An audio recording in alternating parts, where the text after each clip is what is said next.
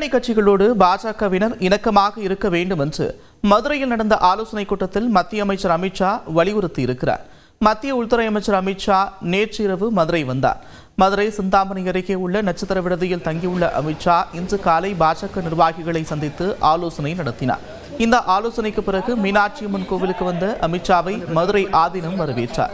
அமித்ஷாவிற்கு கோவில் நிர்வாகம் சார்பில் பூரண கும்ப மரியாதை வழங்கப்பட்டது.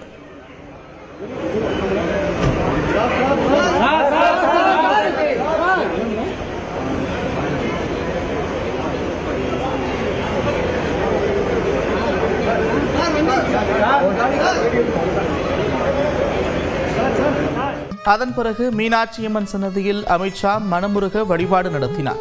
மீனாட்சியம்மன் கோவிலில் அவரை அரை மணி நேரம் சுவாமி தரிசனம் செய்த அமித்ஷா பின்னர் தான் தங்கியிருந்த விடுதிக்கு திரும்பினார்.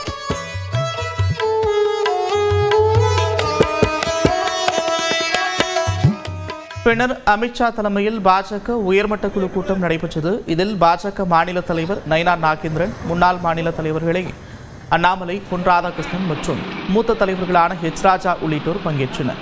அந்த கூட்டத்தில் பாஜகவினர் நம்பிக்கையுடன் பணியாற்ற வேண்டும் என்றும் காலம் நமதே என்றும் அமித்ஷா பேசினார்.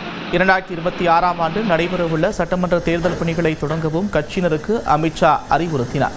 மாநில, மாவட்ட, மண்டல நிர்வாகிகள் அனைவரும் முழு மூச்சாக பணியாற்ற வேண்டும் என்றும் அவர் வலியுறுத்தினார். மேலும் கூட்டணி கட்சிகளுடன் பாஜகவினர் நட்பு பாராட்டவும் இணக்கமாக செயல்படவும் அவர் அறிவுறுத்தினார்.